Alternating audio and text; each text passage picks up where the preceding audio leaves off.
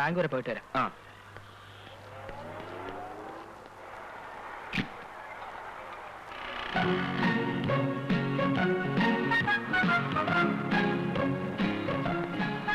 ഇച്ചായന്റെ ആള് വന്നിട്ടുണ്ട്. ആര്? ബീന. ആ കുര്യച്ചനും ഷെർലിയും കൂടെ ഉണ്ട്. എന്നിട്ട് എവിടെ? പുറത്ത് കാറിനകത്തിരിക്കുക. നീ നല്ല പാർട്ടിയാ, ഇങ്ങോട്ട് വിളിച്ചോണ്ട് വന്നൂടാ. വെറുതെ നമ്മുടെ വെയിറ്റ് കളയരുതേ. വരാനുള്ളവർ ഇവിടെ തന്നെ വരും, വഴിയിലെങ്ങും തങ്ങൂല. എന്നാലും നമ്മൾ അവരെ വിളിച്ച് ഇവിടെ കൊണ്ടുവരുന്ന അതിന്റെ ഒരു മര്യാദ. അങ്ങനെ ഒരു മര്യാദയും വേണ്ട. തൽക്കാലം ഞാൻ പറയുന്ന അനുസരിച്ചാ മതി.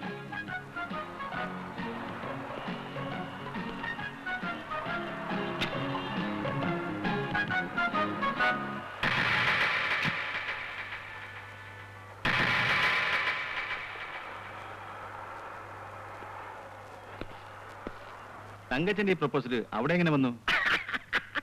എന്താ ചിരിക്കുന്നത്? അതെ, ആ കഥ ഞാൻ പറഞ്ഞ നിങ്ങൾക്കത് ആഴ്ചപ്പതിപ്പിൽ നീണ്ട കഥയായി പ്രസിദ്ധീകരിക്കാൻ കൊടുക്കാം. വേറെ സ്ഥലത്ത് പെണ്ണ് കാണാൻ വന്നിട്ട് വീട് മാറി കയറിയതാ. ഈ തങ്കച്ച ആളെങ്ങനെയാ? അയ്യോ, വളരെ നല്ല സ്വഭാവക്കാരനാ. അല്ല, കല്യാണത്തിന് സിംഗപ്പൂരിൽ നിന്ന് ഡേവിഡ് വരില്ലേ? ഡേവിഡ് അവിടെ ഭയങ്കര ബിസിയല്ലേ. മിക്കവാറും അവൻ കല്യാണത്തിന്റെ അന്ന് എത്താനേ സാധ്യതയുള്ളൂ. ആ, നിങ്ങളെല്ലാവരും തലേന്ന് തന്നെ വീട്ടിലെത്തിയേക്കണം. പോൾസിനോടും ചാക്കോച്ചനോടും അമ്മച്ചിയോടും പ്രത്യേകം പറയണം. പറയാം. വാ മക്കളെ, പോകാം. നിന്റെ വാക്ക് കേട്ട് അവരെ ഇങ്ങോട്ട് ക്ഷണിക്കാതിരുന്ന എന്നെ വേണം തല്ലാൻ. കല്യാണ ഡ്രസ്സ് അവര് ചുങ്കത്രന്ന് എടുക്കുകയാണെങ്കിൽ പിന്നെ നമ്മൾ ജീവിച്ചിരുന്നിട്ട് കാര്യമില്ല. അല്ലേ ചായ? നമ്മുടെ പയ്യന്മാരാരെങ്കിലും പറഞ്ഞിട്ട് അവരെ ഇങ്ങോട്ട് വിളിപ്പിച്ചാലോ? മിണ്ടിപ്പോരുത്. ഇനി ഒരു ഒറ്റ കാര്യത്തിന് നിന്റെ അഭിപ്രായം ചോദിക്കുന്ന പ്രശ്നമില്ല. അത് ഇച്ചായൻ ചോദിച്ചില്ലെങ്കിലും പറഞ്ഞു തരേണ്ട എന്റെ ചുമതലയല്ലേ? റോയ്ച്ച, നീ എന്റെ പണി നോക്ക്. വരുന്നുണ്ട്.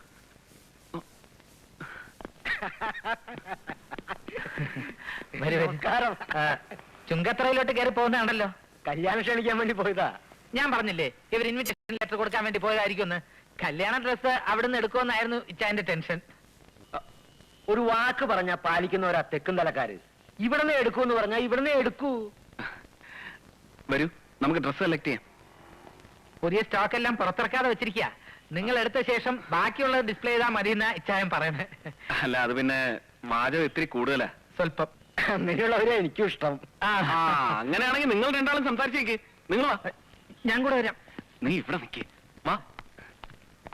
അവിടെ നിൽക്ക്. ഇവിടെ പോയിട്ട് വരാം. എവിടേക്കാ പോണേ? നമുക്ക് ഇവിടെ ഒന്നും സംസാരിച്ചോണ്ട് നിൽക്കാന്നേ. എനിക്ക് ഈ കട കാണുമ്പോ 49 വെള്ളപ്പൊക്ക ഓർമ്മ വരുന്നേ. ഇതെങ്ങനെയുണ്ട്? കൊള്ളാല്ലേ?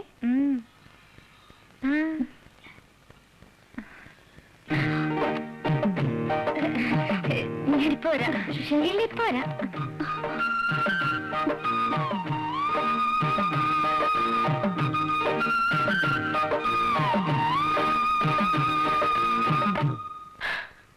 അവസാനം അങ്ങനെ കാഞ്ഞിരപ്പള്ളിക്കാര് കുറെ തിരുമുലുകാര് വന്നു. കുടിക്കാൻ എന്തെങ്കിലും പറയട്ടെ? ഇപ്പൊ ഒന്നും വേണ്ട. എന്താ പറഞ്ഞേ? കുടിക്കാൻ എന്തെങ്കിലും പറയട്ടെ എന്ന്. അല്ല, ഞാനെന്താ പറഞ്ഞേ? കാഞ്ഞിരപ്പള്ളിക്കാര് കുറെ തിരുമുലുകാര് അവിടെ വന്ന് കയറി. ഞാനവരെ ഒതുക്കി. രാത്രിക്ക് രാത്രി. ഇനി കുറച്ചു നേരം ചേട്ടൻ ഇവിടെ തനിച്ച് സംസാരിച്ചോണ്ടിരിക്കുക. ഞാൻ ഇപ്പം വരാം.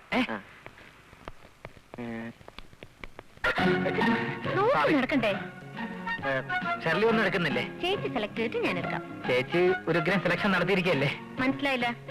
ഇച്ചായനെ സെലക്ട് ചെയ്ത കാര്യമാ പറഞ്ഞേ. തമാശ പറഞ്ഞാണോ? പകുതി തമാശയായിട്ടും പകുതി സീരിയസ് ആയിട്ടാ പറഞ്ഞേ.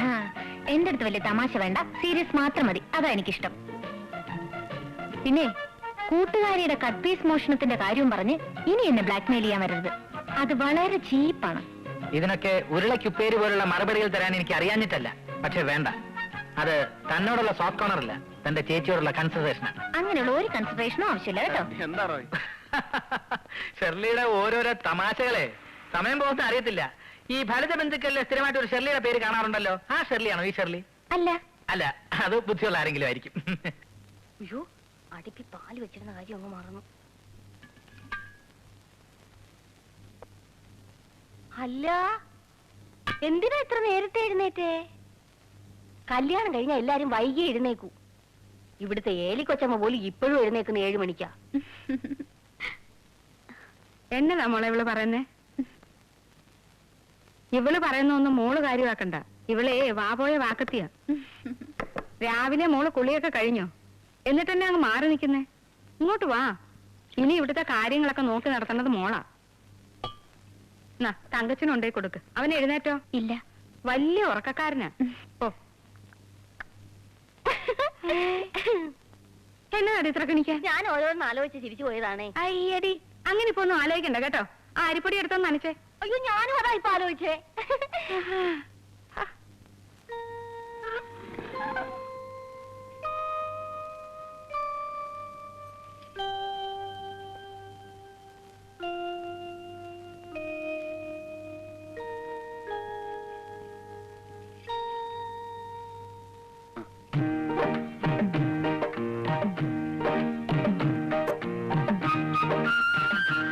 ഇത് എപ്പോ എഴുന്നേറ്റ് പോയി? ഞാൻ അറിഞ്ഞില്ലല്ലോ. ഞാൻ എണീറ്റിട്ട് കുറെ നേരമായി. ഇച്ചായ നല്ല ഉറക്കമായിരുന്നു.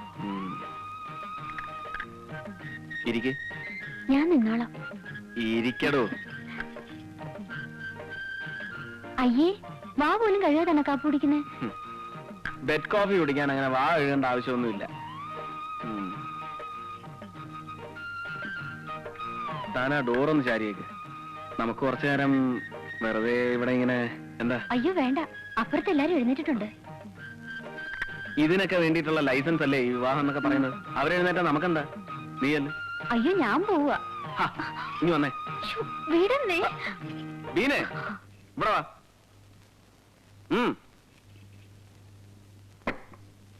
ഇവിടെ വരാൻ. ഇങ്ങോട്ട് നീങ്ങിക്ക്. അനങ്ങി പോരുത്.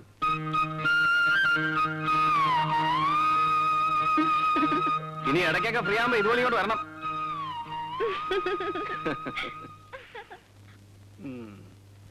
മേശ കസേര വാടക 2500, കല്യാണ പന്തല് 3250, ബേക്കറി സാധനങ്ങള് 4500, കാർ വാടക 6200, കൂലിച്ചെലവ് 1200.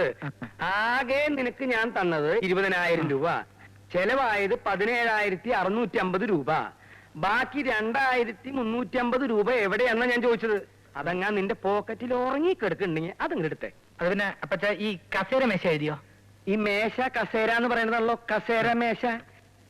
ഇതിൽ തന്നെ ഒരുപാട് കള്ളക്കണക്കുകൾ എഴുതിയിട്ടുണ്ട്. അതെനിക്ക് അറിയാഞ്ഞിട്ടല്ല, അതുകൊണ്ടാ ഞാൻ ചോദിക്കുന്നത്. മോനെ, 2,350 രൂപ എവിടെ? 2,350. ആ, ആലോചിച്ചിട്ട് പറഞ്ഞാ മതി. കല്യാണം കഴിഞ്ഞിട്ട് ഒരാഴ്ചയായി. ഇന്നാണ് അവ കണക്ക് കൊണ്ടുവരുന്നത്. അപ്പച്ച, അപ്പച്ചൻ തന്നത് 20,000 രൂപയാണെന്ന് ഉറപ്പാണോ അതോ 17,000 രൂപയോ? ഒറ്റ അടി വെച്ചെന്നാണ്ടല്ലോ. ഞാനൊരു സത്യം പറയട്ടെ. എടാ, വല്ലപ്പോഴെങ്കിലും ഒരു സത്യം പറ, കേൾക്കാനുള്ള കൊതിയുണ്ടാ. അപ്പച്ച, ഇച്ചായന് കുറെ കൂട്ടുകാരില്ലേ? ആ കൂട്ടുകാർ പാർട്ടിക്ക് വരുമ്പോ അവരുടെ ചെലവിൽ മദ്യം വാങ്ങിച്ചോണ്ട് വരാന്ന് പറഞ്ഞു. ഞാൻ പറഞ്ഞു, അങ്ങനെ അവരുടെ ചെലവിൽ മദ്യം വാങ്ങിച്ചോണ്ട് വരികയാണെങ്കിൽ അതിന്റെ ക്ഷീണം ഇന്ത്യക്കാരൻ മത്തായിക്കാണെന്ന്. അതുകൊണ്ട് ഞാൻ കുറച്ച് മദ്യം വാങ്ങിച്ചു. അങ്ങനെയാണ് ഈ 2,350 രൂപ ചെലവായത്. എടാ, നീ പറഞ്ഞത് നേരാണോ? എന്താണ് അപ്പച്ച? നിന്റെ കൂട്ടുകാർക്ക് മദ്യം മേടിച്ചു കൊടുക്കണമെന്നും പറഞ്ഞ് എന്റെ കയ്യിൽ നിന്ന് 2,350 രൂപ മേടിച്ചു. അപ്പച്ചന്റെ കൂട്ടുകാർക്ക് മദ്യം വാങ്ങിച്ചു കൊടുക്കണമെന്നും പറഞ്ഞ് അവൻ എന്റെ അടുത്ത് 1,500 രൂപ വാങ്ങിച്ചല്ലോ. ഇവന്റെ തന്നെ കൂട്ടുകാരെ സൽക്കരിക്കാനാണെന്ന് പറഞ്ഞ് എന്നോടും വാങ്ങിച്ചല്ലോ 2,000 രൂപ. അതെ, ഞാനൊരു കാര്യം പറയാം. കല്യാണം ജോറായിട്ട് നടത്തണമെങ്കിൽ കുറച്ച് കാശ് ചെലവാകും. അതിന് അപ്പച്ചനെ പോലെ വെറ്റില 7 രൂപ 15 പൈസ, അടയ്ക്ക് 6 രൂപ 3 പൈസ, ചുണ്ണാമ്പ് 10 രൂപ 10 പൈസ എന്നൊന്നും എഴുതി വെക്കാൻ പറ്റില്ല. ഇതിനാണ് ജനറേഷൻ ഗ്യാപ്പ് എന്ന് പറയുന്നത്. അയ്യടാ, ജനറേഷൻ ഗ്യാപ്പാ? കാശിന്റെ കണക്ക് ചോദിക്കുമ്പോ ജനറേഷൻ ഗ്യാപ്പ് എന്ന് പറയാ? മേലിൽ ജനറേഷൻ ഗ്യാപ്പ് എന്ന് പറഞ്ഞിട്ടുണ്ടെങ്കിൽ അടിച്ച് നിന്റെ മോന്തര എന്റെ ദൈവമേ, തങ്കച്ച, ദേ ഈ കാശ് ചെലവാക്കണ കാര്യത്തില് അപ്പച്ചന് ഒരു ബുദ്ധിമുട്ടില്ല മോനെ. പക്ഷെ നോക്കിയും കണ്ടും ചെലവാക്കില്ലെങ്കിൽ ഞാൻ സമ്പാദിക്കുന്നതൊക്കെ വെറുതെ ആയി പോവില്ലേ? അപ്പച്ചന്റെ വികാരം എനിക്ക് ഒന്ന് പോടാ. നിന്നെ കൊഞ്ചിച്ചെന്റെ അല്ല. അത് അപ്പച്ചനുള്ള മധുരമില്ലാത്ത.